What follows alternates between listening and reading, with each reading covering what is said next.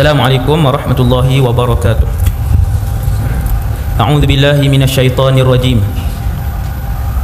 Bismillahirrahmanirrahim. Alhamdulillahi rabbil alamin. Assalatu wassalamu ala asyrafil anbiya'i wal mursalin. Sayyidina wa habibina wa qudwatina wa qurrati a'yunina Muhammad ibn Abdillahil amin. Wa ala alihi wa ashabihi wa man tabi'ahum bi ihsanin ila yaumiddin. Wa la hawla wa la quwwata illa billah al-aliyyil azim. Wa la hawla wa la quwwata illa billah al-aliyyil azim.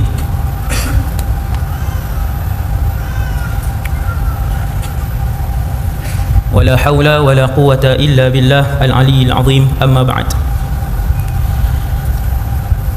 Pertama sekali, nawaitul i'tikaf fi hadzal masjid sunnatan lillahi ta'ala. Radina billahi rabba, kami redha Allah Tuhan kami. Wa bil islami dina, Islam cara hidup kami. Wa bi Muhammadin nabiyyan wa rasula, dan kami juga redha bahawa Muhammad sallallahu alaihi wasallam seorang nabi dan rasul. Tajuk malam ni Syria dan kaitan akhir zaman. Kalau semua orang tengok berita tentang Syria, maka kita akan melihat bahawa lebih daripada 1 juta rakyat Syria yang keluar menumpang dan merempat di negara-negara asing sehelai sepinggang. Kita teliti lagi berita Syria yang tenggelam di tengah-tengah laut saja mencecah puluhan ribu orang, kemudian mati. Kita baca berita Syria sampai hari ini 2016 daripada 2011, kita akan tengok bahawa jumlah yang mati dibunuh oleh sama ada tentera daripada negara-negara luar, daripada Syiah ataupun ISIS, menjadikan jumlah hampir mencecah 1 juta orang. Saya baru sembang dengan seorang kawan. Dia orang ke-4 terakhir, orang Malaysia yang ke-4, yang terakhir yang meninggalkan bumi Syria. Dia main di rumah. Ada 2 negeri daripada 14 negeri dalam Syria yang masih 80% bangunan-bangunan awamnya masih elok. Sekolah dia tak 100% juga, 70%, 80% daripada bangunan-bangunan masih elok. 2 aja daripada 14 negeri, iaitu Dimashq dan yang keduanya Halab. Dimashq satu nama yang Nabi sebut berulang-ulang kali. Dimashq banyak hadis-hadis sahih. Tak payah tengok hadis dhaif lah, hadis dhaif pun lagi banyak. Hadis dhaif, hadis sahih pun tak sempat kita nak baca malam ni kalau baca semua. Maka Dimashq antara negeri yang pernah diucapkan oleh Rasulullah sallallahu alaihi wasallam. Maka malam ni kita akan sebut sebahagian daripada kelebihan-kelebihan tersebut yang ada di dalam Al-Quran secara umum, yang Allah sebut Al-Ardul Muqaddasah, negara-negara yang suci, tanah-tanah yang suci, iaitulah Asyam. Dan juga disebutkan oleh Nabi SAW secara khusus. Nabi kata fi ardin yuqalu laha Dimashqu, kejadian fulan dan fulan akan berlaku di satu tempat. Nabi kata tempat itu orang sebut Dimashq. Bahasa Arab, bahasa Melayu Damsyik. Kalau tengok hari ni 2016, Syam ni kira tak ada harapan. Bila sebut Asyam yang Nabi pernah puji 1400 tahun yang lalu dalam ratusan hadis, Asyam, tuba lisyam, tuba lisyam, tuba lisyam, kata Nabi. bertuahlah negara yang bernama Syam, bertuahlah negara yang nama Syam, bertuahlah negara yang nama Syam. Sampai 3 kali Nabi ulang. Sahabat pun tanya, ya Rasulullah, kenapa bertuah? Nabi kata, tilkal malaikatu wadi'atun ajnihataha 'ala Syam. Sekarang ini aku sedang melihat kumpulan para malaikat sedang melebar luaskan sayap mereka dan memayungi bumi Syam. Innallaha takaffala li bisyami wa ahli. Dalam hadis lain Nabi kata, Allah bagi jaminan kepada aku dengan bumi Syam dan juga penduduk Syam. Allah jamin. Allah Ta'ala kata, aku jamin. Seolah-olahnya Allah bagi tahu ke Rasulullah, wahai Muhammad, Syam ini aku yang bagi jaminan bahawa dia akan menjadi tempat perlindungan seluruh umat Islam akhir zaman.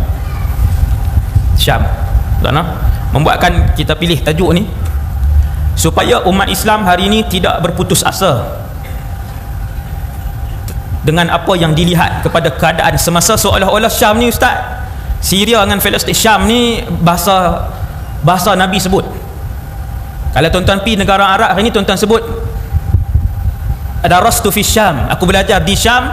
Perkataan Syam masih digunakan sampai hari ini dan dia merujuk kepada Syria. Kalau saya pergi Saudi, saya pergi kedai, saya akan cakap kat dia, adisha'u ammu, pergi kedai nak tanya harga kan, adisha'u ammu, ini berapa harga dia? Sekali dia akan kalih kat dia kata, ente minas Syam. Lorak tu dia kenal, kamu orang Syam ke? Ana Malizi, bas darastu fi Syam, aku orang Malaysia, pergi belajar di Syria, di Syam. Perkataan Syam digunakan sampai hari ini dan dia merujuk kepada satu tempat itu akan berlaku berbelas-belas perkara yang besar kepada umat Islam di akhir zaman. Tempat itu adalah Dimashq. Hari ini kalau sebut Syam, bermaksud Dimashq, dunia moden hari ini, dunia moden hari ini. Kalau dulu Nabi sebut Allahumma barik lana fi Syamina, tiba-tiba Nabi angkat tangan, ya Allah, berkatlah seluruh bumi Syam. Sahabat kata amin. Allahumma barik lana fi Yamanina, ya Allah, berkatlah seluruh negeri Yaman. Sahabat kata amin. Kemudian ada sahabat mencelah, wa fi najdina ya Rasulullah, ya Rasulullah, tolong berdoa keberkatan untuk bumi Najd sekali. Nabi tak layan permintaan itu. Kenapa? Bahkan Nabi meneruskan doa. Nabi kata, Allahumma barik fi Syamina. Ni berapa dah saya baca ni pasal kelebihan Syam ni. Ni yang keberapa saya tak tahu. Tak satu dua ni doa yang seterusnya. Nabi kata, ya Allah, berkatilah seluruh bumi Syam dan seluruh bumi Yaman. Lepas tu mencelah lagi, ya Rasulullah, negeri kami Najd, doalah sekali ya Rasulullah. Nabi tak layan permintaan tu. Nabi sambung kali ketiga. Nabi kata, Allahumma barik lana fi Syamina wa Yamanina, ya Allah, engkau berkatilah seluruh bumi Syam dan seluruh bumi Yaman. Kali ketiga ada sahabat daripada Najd kata, ya Rasulullah, selitlah sama, doakan keberkatan untuk bumi Najd. Nabi kata, hunalikaz zalazilu wal fitan wa huna wa biha yatlu'u qarnus syaitan. Kali ketiga baru Nabi layan doa yang diminta daripada sahabat-sahabat yang mungkin duduk berdekatan dengan Najd. Tetapi Nabi layan tu bukan Nabi minta Allahumma barik lana fi najdina. Yang peliknya, sudahlah Nabi tak melayan, Nabi tak berdoa untuk keberkatan bumi Najd. Dah bahkan Nabi kata pula, Nabi tak berdoa untuk kerosakan bumi Najd. Cuma Nabi bagi tahu, hunalikaz zalazil, di sanalah akan berlaku banyak kegoncangan, wal fitan, dan banyak fitnah besar yang akan keluar dari bumi itu. Wa biha yatlu'u qarnus syaitan, dan disitulah akan keluar dua tanduk syaitan. Kira tempat tak elok lah, tempat tak elok. Bila tengok Najd, hari ini Najd dipanggil sebagai nama Riyadh. Riyadh Saudi, Riyadh, itulah Najd. Yang tidak didoakan oleh Nabi SAW, cuma ada khilaf juga di kalangan sahabat. Nah, terutamanya ulama-ulama Saudi, dia tak setuju Najd tu Riyadh. Dia kata Najd tu Iraq, berdasarkan ada satu lagi hadis lain.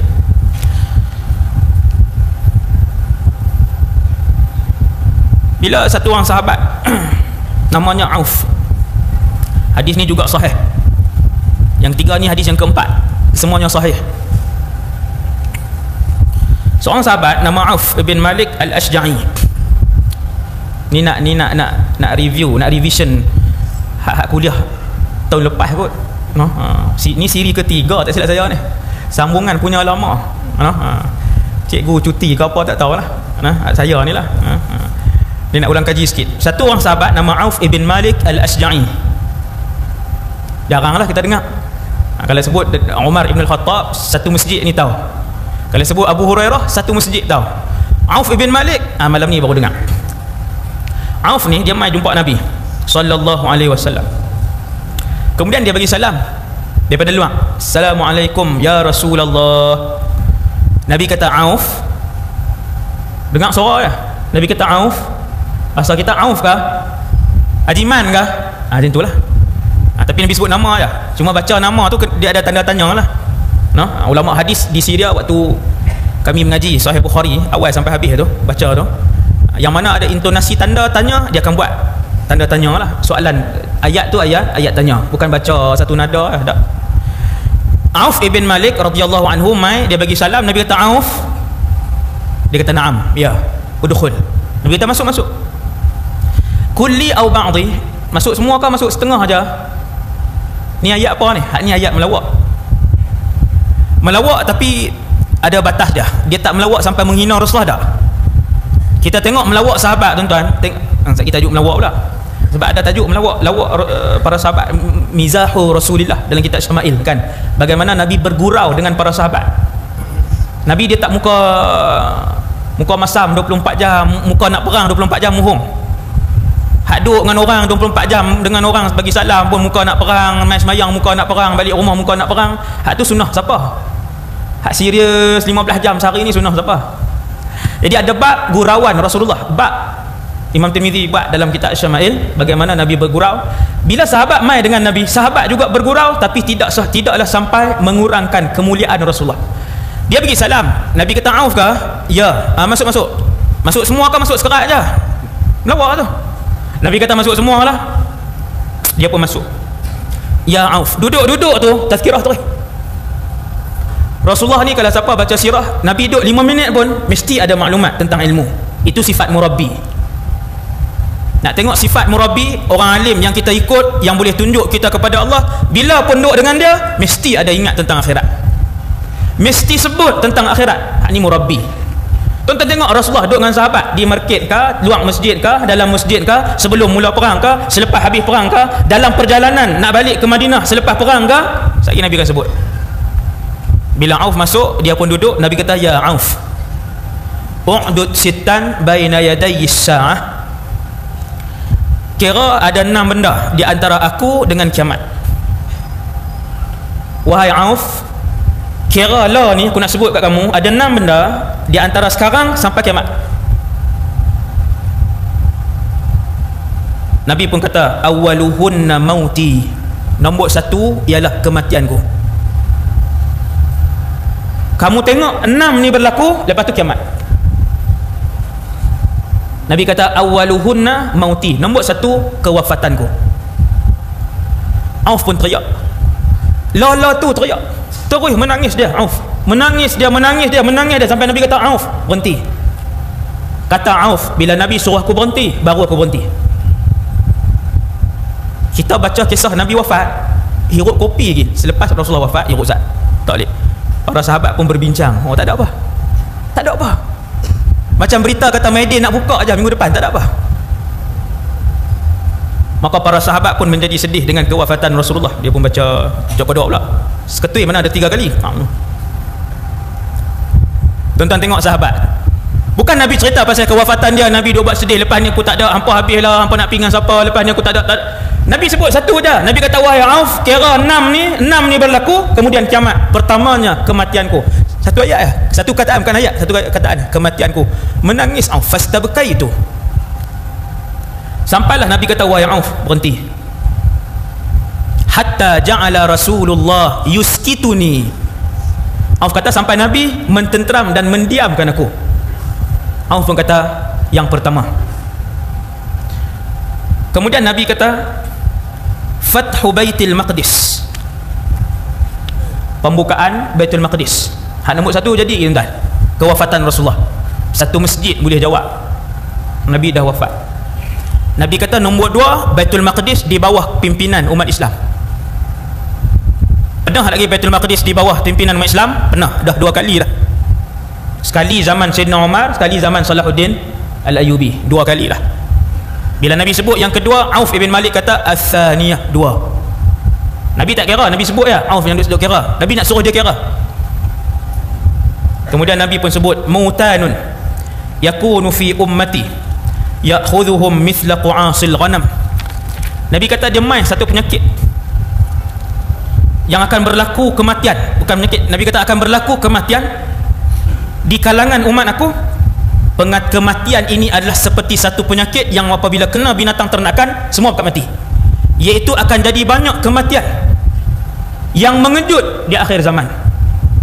Umur 8 tahun mati, 11 mati, 17 mati, 20-an mati, 30-an mati, 40-an mati, 50-an mati, sehingga zaman ini, ni zaman hak saya dengan tuan-tuan hidup ni, peratus 30-an, 40-an, 20-an yang meninggal sama banyak dengan hak 60-an. Buatlah kajian, benda ni dia kena kaji, baru kita renung, kita boleh insaf. 2 minggu sebelum nikah meninggal, 2 minggu selepas nikah meninggal, keluar nak pergi market meninggal, keluar nak pergi raya meninggal, keluar balik daripada ziarah orang meninggal, tak ada apa, meninggal.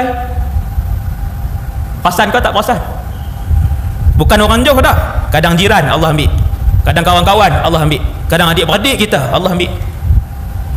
Ustaz ke, artis ke, menteri ke, peniaga ke, masyhur ke, tak masyhur ke, tak kaya ke, jutawan. Ni Tuhan duk bertunjuk ni, Tuhan ambil jutawan. Allah nak bagi tahu tak ada kira, kematian mengejut ini jadi banyak, macam kena penyakit. Nabi kata Auf, tengok 6 benda ni, bila berlaku 6 ni kiamat. Nombor 1 jadi, nombor 2 Nabi sebut jadi, nombor 3 Nabi sebut jadi. Tengok nombor 4 pula. Nak pergi nonton seronok ni. Fitnatun takunu fi ummati wa 'azzamaha. Nabi kata kamu akan tengok satu zaman fitnah berlaku di kalangan umatku dan kemudian dengan cepat. Zaman bila tuan-tuan? Berita bukan betul pun, tapi satu orang dia buat naik dalam Facebook, satu orang dia buat naik dalam Twitter, satu orang dia buat naik dalam YouTube, semua pakat share, bahkan berjuta orang sebarkan berita fitnah dan juga dosa besar yang tidak berlaku pun yang tu. Setahun sekali kah? Tiap-tiap jam tuan-tuan boleh tengok dalam internet hari ni macam mana satu benda yang tak betul, yang tuduh orang lain, yang direka-reka, orang pulun untuk buat reka dan fitnah kepada orang lain dan saling melemparkan fitnah tanpa rasa takut yang tu adalah dosa besar.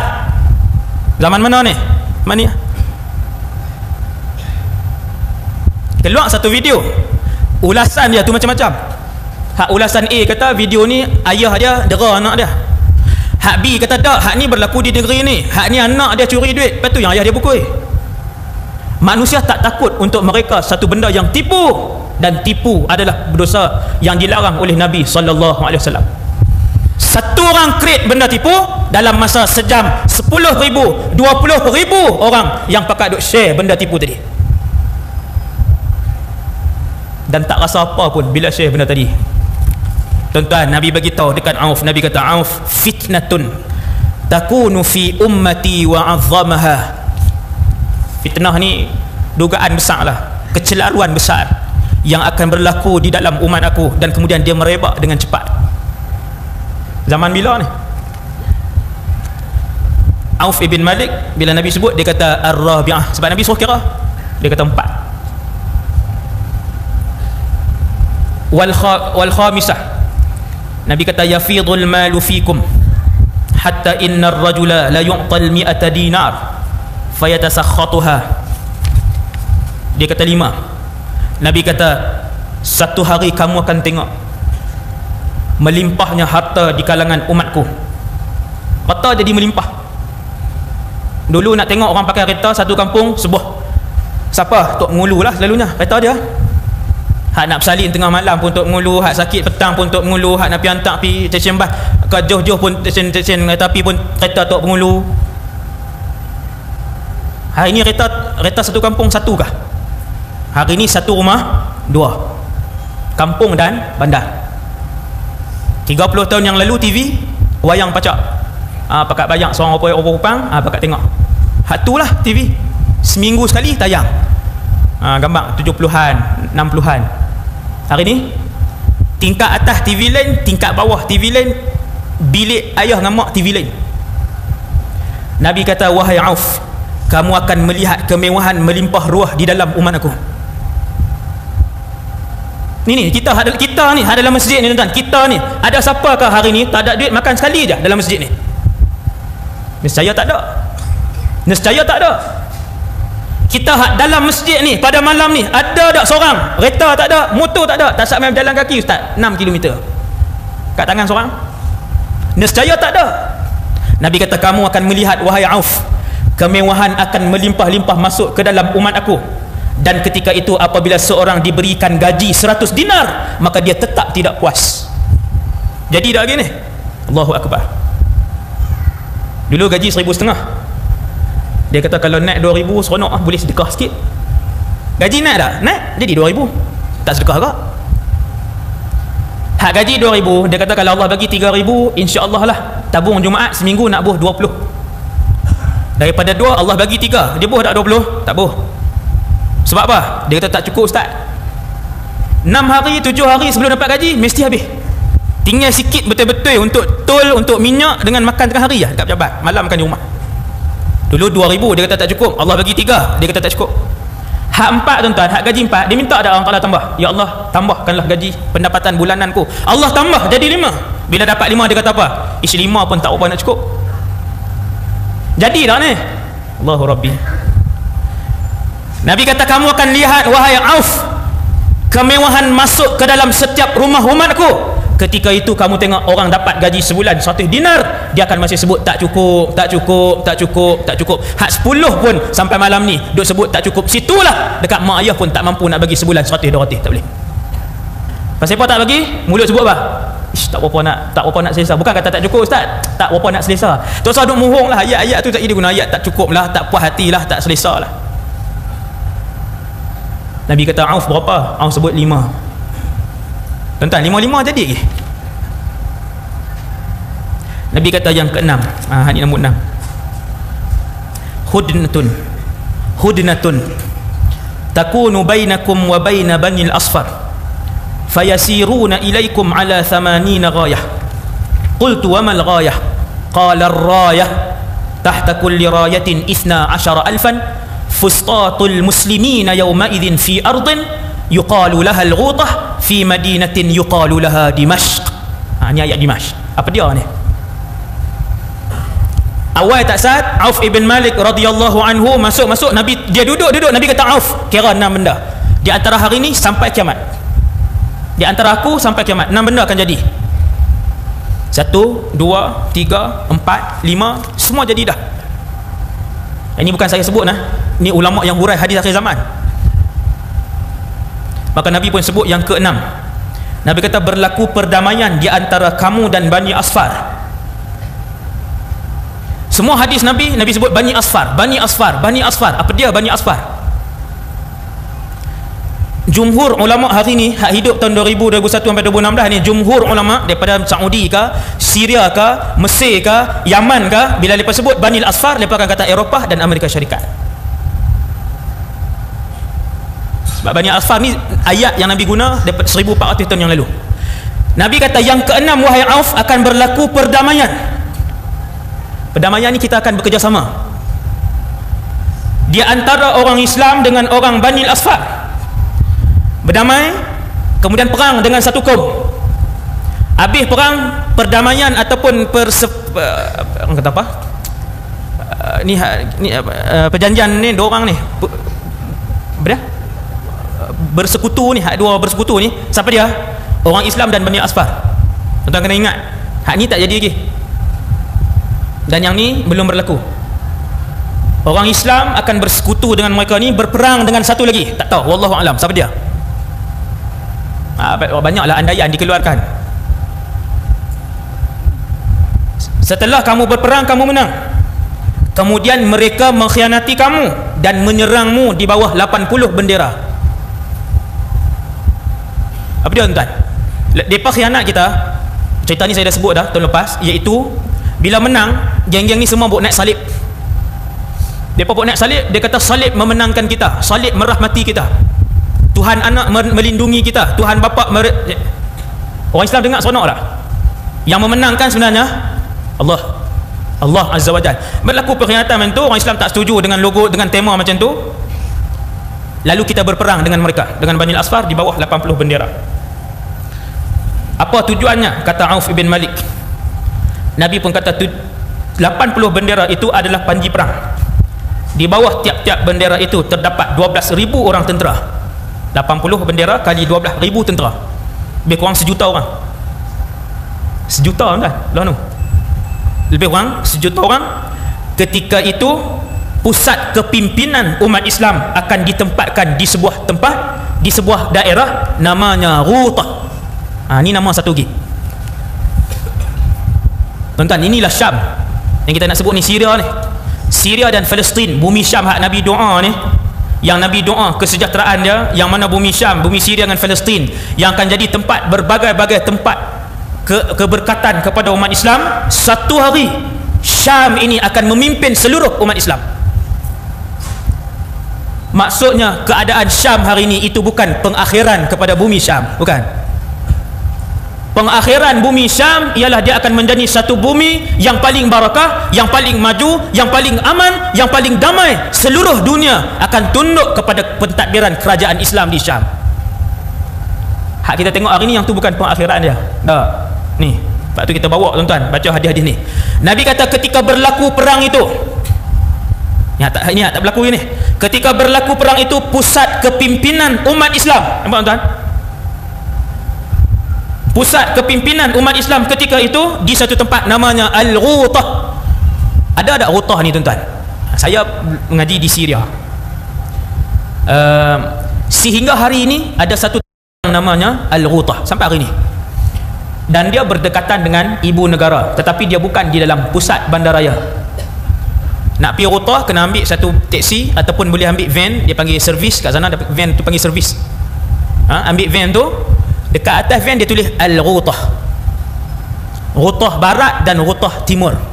Perkataan Ghutah itu pernah disebut oleh Nabi SAW. Kalau tuan-tuan tanya Ghutah yang Nabi sebut ni Ghutah mana?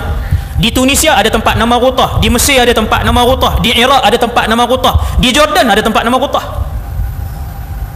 Maka Nabi kait dalam hadis ni, bila Nabi kata tempat kepimpinan orang Islam ketika berlaku perang besar itu yang disebut dengan nama Yaumul Malhamatil Kubra, perang pertumpahan darah teragung, ketika itu pusat kepimpinan umat Islam adalah di Ghutah. Nabi kata dekat dengan satu pekan, nama pekan tu Nabi kata Dimashq. Kalau Nabi tak sebut pekan ni, kalau Nabi tak sebut pekan ni, para ulama akan mengeluarkan pendapat mereka. Mereka akan tengok pula, tally dengan hadis lain pula, Ghutah ni mana hak Nabi sebut. Ulama akan keluar pendapat lah, ijtihad. Tapi bila Nabi sebut Ghutah dekat dengan satu pekan, namanya Dimashq, maka semua ulama tahu Ghutah adalah Ghutah yang ada di Syria hari ni. Alhamdulillah, Ghutah tu hampir tiap-tiap 2-3 bulan kami pi. Bukan pi nak perang, tak pernah, tak ada niat apa. Memang pi tu sebab ada keluarga angkat di situ.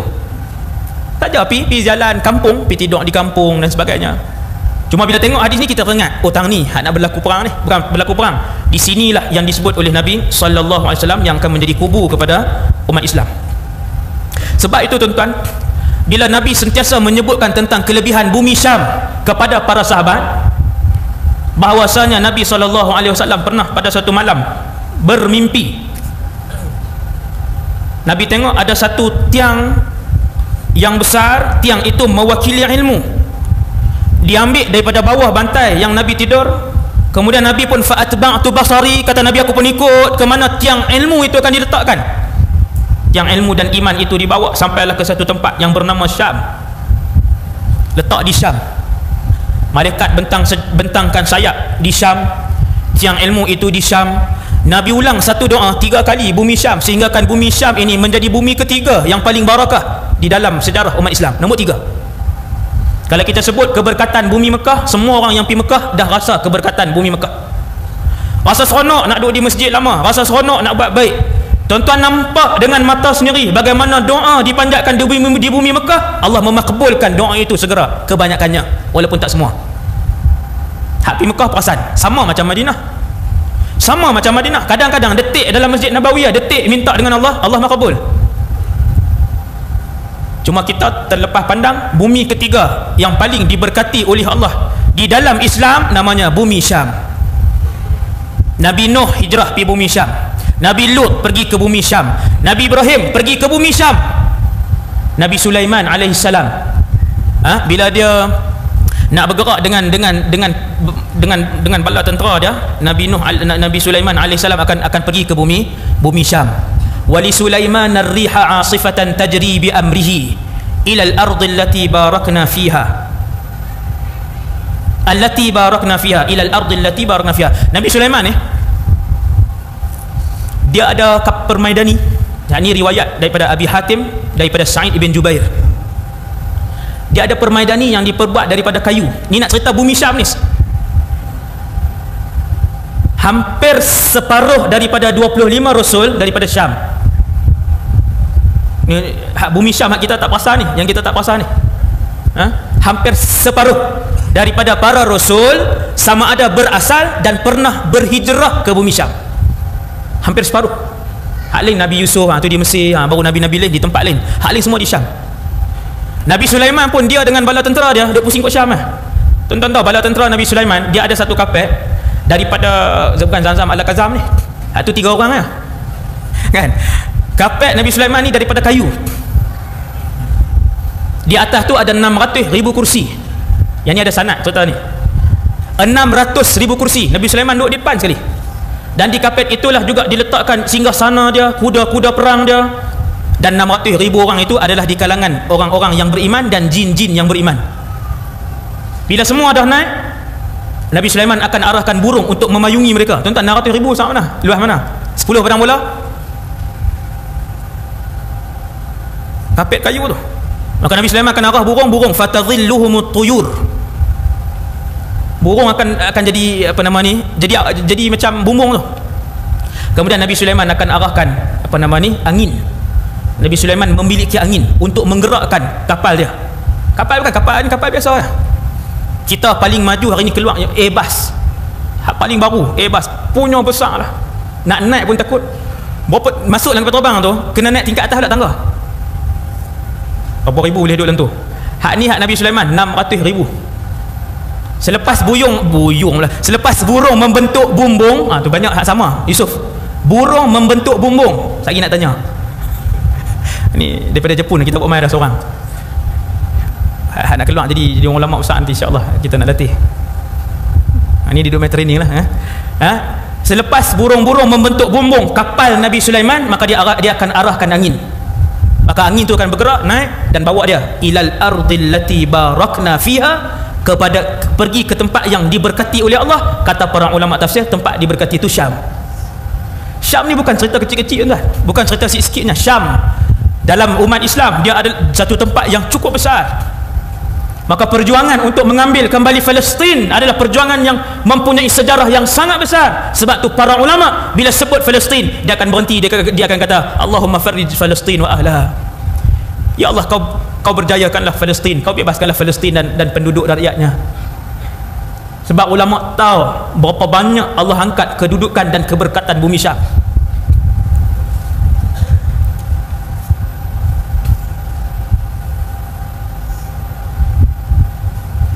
Abu Darda radhiyallahu anhu dalam satu hadis dia kata,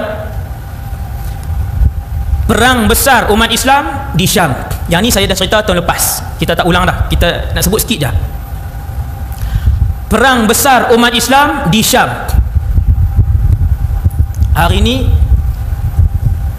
tempat yang Nabi sebut nak berlaku perang itu ada dalam Syria, dalam sebuah negeri, nama negeri itu Halab. Nabi kata ketika berlaku perang besar itu, fustatul muslimin bi ardin yuqalu laha al-Ghutah fiha Madinah yuqalu laha Dimashq. Bukan sahaja pusat pemerintahan umat Islam, kira orang Islam nak bincang ni di Ghutah, nak susun, nak lepas tentera berkuda berapa banyak, nak lepas tentera pejalan kaki berapa banyak, nak lepas tentera di mana nak susun? Di Ghutah. Dan di manakah akan berlaku benteng umat Islam yang paling kuat? Nabi kata benteng umat Islam juga akan ada di Ghutah dan juga di Dimashq. Kena sedia lah tuan-tuan, bukan sedia perang. Sedia kita tahu, oh Syam itu nilai dia. Had ke-6 ni, tanda yang ke-6 yang Nabi sebut ni, yang ke-6 ini belum lagi berlaku dan ia akan berlaku. Ketika berlaku perang besar itu, tempat pentadbiran umat Islam akan berpusat di Ghutah, dan rupa-rupanya benteng terakhir umat Islam juga akan berada di Ghutah. Dalam satu hadis yang panjang, saya tak baca semua, Nabi sebut dan Nabi ceritakan tentang kumpulan yang akan perang ni. Ketika terjadi peperangan tersebut, ini nombor 4, nombor apa saya pun tak tahu, tuan-tuan. Nabi kata ketika berlaku al-malhamatul kubra itu, kalian iaitu tentera-tentera Islam akan disertai oleh pasukan tentera Islam terbaik dunia. Minal Madinah, Nabi kata daripada Madinah. Tuan-tuan, perang Al-Malhamah Kubra tu, Nabi kata kalian dalam perang itu akan disertai oleh pasukan tentera Islam terbaik dunia. Daripada mana? Daripada Minal Madinah. Mereka ni akan keluar dan bergabung dengan kalian. Tuan-tuan, Al-Madinah dalam hadis itu bukanlah Al-Madinatul Munawwarah. Kesemua ulama hadis ataupun jumhur ulama hadis apabila menghuraikan perkataan Madinah, mereka akan sebut Madinah itu adalah Syam ataupun Dimashq. Dimashq ni Damsyik, tuan-tuan. Damsyik. Dan begitulah juga bila saya sebut pada tahun lepas bahawasanya Nabi Isa alaihi salam dalam hadis sahih, beberapa hadis sahih, bukan satu dua, tuan-tuan. Dalam beberapa hadis sahih, Nabi Isa alaihi salam akan turun indal manaratil bayda syarqiyyah Dimashq. Dia juga akan turun di menara timur Damsyik. Syria juga, tuan-tuan. Syria juga. Bila dia turun, Imam Mahdi dengan pasukan tentera ni, saya dah cerita dah, saya tak cerita cara panjang dah. Kemudian Imam Mahdi sembahyang. Habis sembahyang, mereka pun bangun ramai-ramai, buka pintu. Nabi Isa pun buka pintu, ada Dajjal.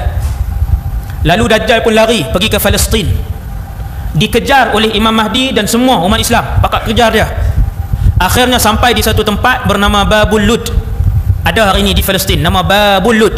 Di situlah Nabi Isa akan membunuh Dajjal. Habis Dajjal pun mati. Punya lama Imam Mahdi yang lawan dengan musuh menang, lawan dengan kafir menang, lawan dengan kafir menang Imam Mahdi.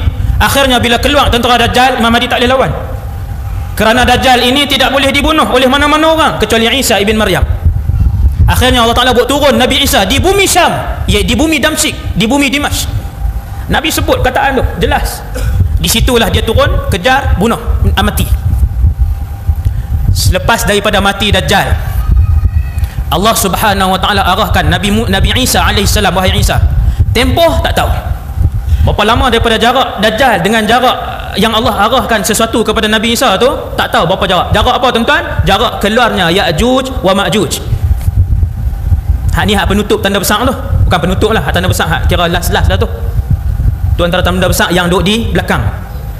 Tuan-tuan, setelah Nabi Isa bunuh dah Dajjal yang siapa pun tak boleh lawan, tiba-tiba turun arahan daripada Allah, wahai Isa, harriz bi'ibadi ila Tur. Bawa semua orang Islam naik ke Tur di Palestin. Nabi Isa tanya, kenapa ya Allah? Allah Ta'ala kata, akan keluar satu pasukan tentera, la qibala lakum, yang kalian tidak akan terlawan dengan mereka. Dahsyat sungguh lah, tuan-tuan. Imam Mahdi pimpin pasukan tentera, semua menang. Bila keluar Dajjal tak boleh lawan, turun Nabi Isa, sariyah, ligan, bunuh. Tiba-tiba keluar Ya'juj wa Ma'juj. Allah Ta'ala kata, wahai Isa, hak ni bukan tandingan kalian. Lepas tu nak buat apa ya Allah? Bawa semua tentera naik ke atas bukit yang tinggi, Tur. Lalu Nabi Isa pun naik. Lalu keluarlah Ya'juj wa Ma'juj. Yang ni kita pun dah sebut dah. Macam mana, tuan-tuan, Ya'juj wa Ma'juj tu? Bila dia keluar, kita boleh main semayang lagi ke macam ni? Duk ada kuliah bulanan, bulan depan siapa pula? Bila keluar pasukan Ya'juj wa Ma'juj ni, saya pun tak boleh bayang bumi ni macam mana? Bumi ni, muka bumi ni, hak pi kerja ke? Yang pi sekolah ke? Tuan-tuan, perang dunia biasa pun melibatkan berapa puluh negara, terencat ekonomi mereka dan juga kegiatan harian. Perang dunia aja. Perang dunia 1, perang dunia 2. Ni kalau perang hak Imam Mahdi pimpin ni, berapa negara pula yang akan terjejah ni? Lebih daripada perang yang paling besar yang Nabi sebut, perang yang paling besar dalam sejarah manusia. Tuan-tuan, lebih besar daripada tu keluarnya Ya'juj wa Ma'juj. Nak jadi apa ni? Pulau Pinang, Kedah, Semenanjung, Australia, Vietnam, Jepun, Taiwan, nak jadi apa? Tak tahu, wallahu alam, suasana dia tak tahu. Cumanya Ya'juj Ma'juj ni ramainya depa sehingga Allah bagi arahan kepada Nabi Isa, wahai Isa naik, tak boleh lawan. Yang ni aku tak arahkan untuk berlawan, aku tidak arahkan untuk berlawan, bukan tandingan kalian, kata Allah. Naik, Ya'juj Ma'juj pun keluar, punya ramai depa ni sekali lalu tasik, kering terus tasik tu, minum. Kalau takat minum seorang sebotol besar ni, tak habis ni ayat Al-Wadi ni. Tuan-tuan, kalau takat sejuta orang lalu tasik, takat cedok minum, tak habis ayat. Depa lalu ni kira sampai kepada giliran tentera-tentera Ya'juj Ma'juj yang duduk di belakang, sampai di tasik, dia tengok tasik ni kering, dia kata tasik ni kering sebab kawan kita duduk di depan minum. Hak depan tu tak tahu berapa bulan yang lalu jalan di depan tu. Habis depa ni pun bunuh orang apa semua, buat kerosakan, bakar rumah, roboh rumah, bakar ladang, bunuh orang. Ni Ya'juj Ma'juj ni. Nabi Isa bermunajat, Allah Ta'ala pun buat turun ulat-ulat yang menyerang Ya'juj Ma'juj keseluruhannya dan kesemuanya mati. Dud ni ulat mati. Nabi Isa dan tentera dia turun, tengok mayat banyak sangat. Tuan-tuan, mayat banyak sangat sampai naik balik. Munajat kali yang kedua, ya Allah, tolong hantar tentera kamu bersihkan mayat ni, terlalu banyak, nak lalu pun tak boleh. Allahu Akbar. Banyak mana tuan? Ni nak lalu bawah, nak berjalan dengan kuda tak boleh, nak berjalan kaki tak boleh, banyak sangat. Bergelimpangan mayat Ya'juj wa Ma'juj, orang lah, bukan jin, orang. Naik atas munajat dengan Allah, Allah Ta'ala buat turun hujan yang maha lebat, kemudian Allah menghantar burung-burung besar. Kan dalam cerita tu last kali bila dua hero tu lawan tu, hero pendek dengan hak gemuk, dengan hak besar, agak tu. Lepas tu main apa? Main burung besar kan. Depa selit tuan-tuan, depa selit sikit-sikit, hak reti dia akan tengok. Bila Allah hantar burung besar tu, burung itu akan mengangkut bangkai-bangkai yang bergelimpangan ni. Angkut pi buang, angkut pi buang. Leher-leher mereka sepanjang leher unta. Nak angkut orang bukannya senang, nak cekak pi. Habis bersih, Nabi Isa pun turun. Lepas beberapa ketika wafat Imam Mahdi. Imam Mahdi akan wafat dulu. Siapa tua lagi wallahu alam. Kemudian Nabi Isa alaihi salam akan memerintah muka bumi ni. Yang ni kita dah cerita dah tahun lepas.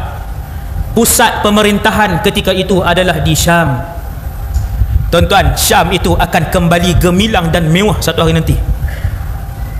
Sehinggakan satu delima yang dimakan, akhirnya kulitnya boleh dijadikan sebagai payung daripada matahari dan hujan. Sak mana delima tu? Ketika pemerintahan Nabi Isa di Syam, Allah mengeluarkan keseluruhan keberkatan bumi dan langit, semua tak simpan dah. Nabi kata sehinggakan petani-petani membawa benih lalu dilemparkan begitu sahaja di tanah yang kosong, kemudian dia mai balik tumbuh dah.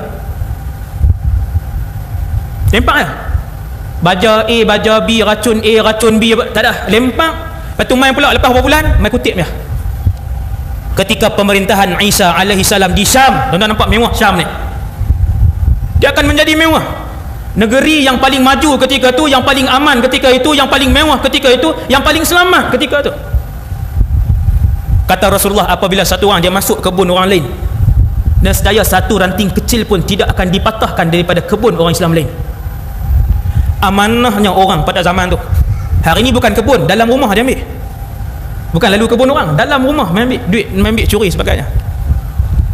Allah akan mengembalikan keberkatan itu kepada bumi Syria.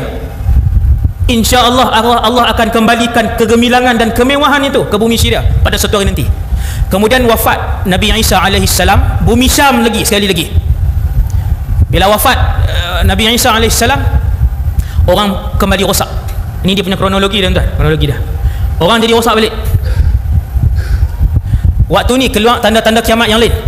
Matahari daripada sebelah barat, keluar binatang dabah yang boleh berkata-kata, turunnya asap sebagainya, dan kemudian ending dia akan keluar angin sejuk daripada bumi Syam. Bumi Syam juga tuan-tuan. Angin sejuk ni angin apa? Tuan-tuan tengok Angin sejuk kata Nabi akan keluar daripada bumi Syam apabila angin ini kena kepada orang Islam yang walaupun saki-baki Islam dia ketika itu sebesar biji sawi. Kita tak faham macam mana saki-baki sebesar biji sawi je. Kira-kira dia ucap la ilaha illallah Muhammadur Rasulullah, tapi dia pun tak tahu apa dia, tapi dia reti mengucap. maka dia juga dikira sebagai Islam. Apabila kena angin ni, maka angin ini akan mematikan dia. Tuan-tuan, step angin ni adalah antara step yang paling akhir sebelum malaikat Israfil tiup sangkakala yang pertama. Nabi Isa pun dah turun, bumi pun dah pernah makmur, kembali makmur ketika itu. Kemudian Nabi Isa pun dah wafat, apa semua. Kemudian orang semakin teruk, binatang dabah pun keluar, asap pun keluar, matahari terbit belah barat, angin ni keluar. Last habis. Bila angin ni keluar, dia kena mana-mana orang Islam, mati. Kerana selepas daripada angin itu keluar, malaikat Israfil akan diarahkan tiup sangkakala, dan bila berlaku kiamat, suasana kiamat hanya akan dilahirkan oleh orang yang benar-benar kafir sahaja. Wal'iyadzu billah. Tuan-tuan, jangan sampai kita menyaksikan kiamat. Sebab beberapa hari sebelum kiamat, Allah hantar angin sejuk daripada Syam. Syam juga, tuan-tuan, Syam juga. Syria ni, Syria Palestin ni bumi ni. Bila keluar angin sejuk ni, Nabi kata angin ini akan mengelilingi bumi ni semua. Celah bukit, di kampung, di bandar, di pekan, di puncak gunung, semua. Bila kena orang yang ada sedikit iman di dalam hatinya, mati. Maka matilah semua orang beriman. Tuan-tuan yang dirahmati Allah, bila mati orang beriman, jadi kiamat. Bila jadi kiamat, habis. Kemudian ditiupkan sangkakala yang kedua, maka semua manusia yang ada nyawa, bahkan semua makhluk yang pernah bernyawa akan bangkit. Mereka pun bangkit menuju ke mahsyar. Di manakah mahsyar? Nabi pun sebut Asyam ardul mansyari wal mahsyar. Kalau kalian nak tahu, Syam adalah bumi mahsyar. Syam juga, tuan-tuan, bumi Syam ni, bumi Syam. Sarah dengan rahsia. Lepas berlaku kiamat, Allah tukar muka bumi ni. Yauma tubaddalul ard ghairal ardi was samawat wa barazu lillahil wahidil qahhar. Selepas berlaku tiupan sangkakala pertama, Allah Taala tukar bumi ni jadi rata. Lain tak ada dah. Langit Tuhan gulung, Pluto tak ada, matahari tak ada, bulan tak ada, laut tak ada, benua kesemuanya tak ada. Allah tukar bumi ni jadi rata. Tuan-tuan, yang rata tu di mana? Nabi kata ardul mahsyar wal mansyar, bumi yang manusia akan berhimpun dan bumi manusia akan diperhitungkan amalan mereka. Bumi itu adalah bumi Syam. Bumi Syam. Dia punya sejarah Syam ni, dia bukan berhenti takat 2016. Tuan-tuan tengok ni, sejarah bumi Syam ini yang dia akan berpanjangan sampai kepada episod cerita mahsyar. Panjang ke pendek, tuan-tuan? Panjang, cerita dia cerita panjang. Syam ni ada satu cerita yang panjang. Sebab tu Nabi pernah sebut satu lagi hadis lain, di akhir zaman Nabi kata kamu akan tengok satu tentera akan dibentuk di Syam, satu tentera akan dibentuk di Yaman, satu kumpulan batalion tentera akan dibentuk di Iraq. Sahabat bangun, ya Rasulullah, dengan pasukan mana yang kami perlu bergabung? Nabi kata alaikum bisyam, kamu mesti pilih tentera Syam. Sebab Allah telah memberi jaminan kepada mereka. Mereka adalah pasukan tentera Islam terbaik. Di tempat mereka adalah kubu umat Islam. Di tempat mereka adalah pusat pemerintahan umat Islam. Di sana. Tuan-tuan, sebab tu selepas kewafatan Rasulullah, tuan-tuan sekalian, selepas kewafatan Rasulullah, lebih kurang 10,000 sahabat berhijrah ke Syam. Sahabat ada 100,000 lebih. Selepas Mekah Madinah, kumpulan sahabat paling ramai di dunia adalah di Syam. Khalid Al-Walid di Syam, tubuh badan dia dikebumikan di Syam. Khalid Al-Walid ni siapa? Manusia yang paling pakar dalam peperangan, semua orang kenal. Kalau Quran pula, tuan-tuan, siapa Quran? Orang yang paling pakar tentang bacaan Quran, namanya Ubay bin Ka'ab. Dia juga dikebumikan di Syam.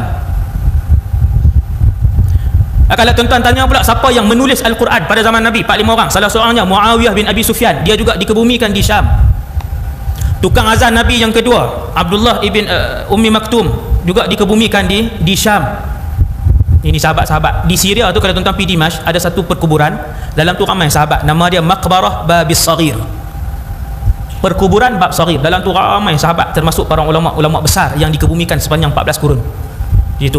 Jadi saya rasa sekadar tu dulu untuk kaitan Syam, Syria dan akhir zaman. Bukan takat akhir zaman, no? Kaitan dia ni sampai ke mahsyar, no?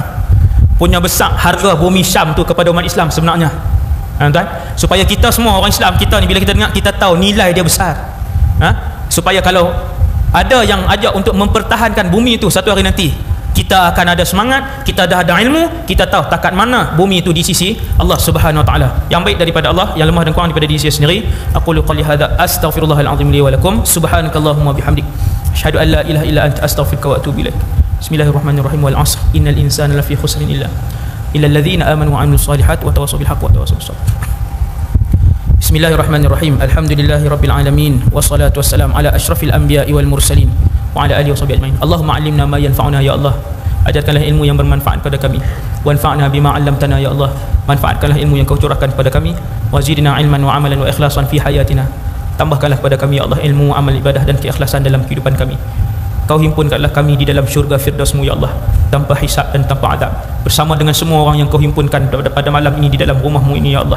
Dan masukkanlah juga ke dalam syurga-Mu ahli keluarga kami tanpa hisab dan adab. Wa sallallahu ala sayyidina Muhammad wa ala alihi wasallam. Walhamdulillahi rabbil alamin. Qabbalallahu minkum.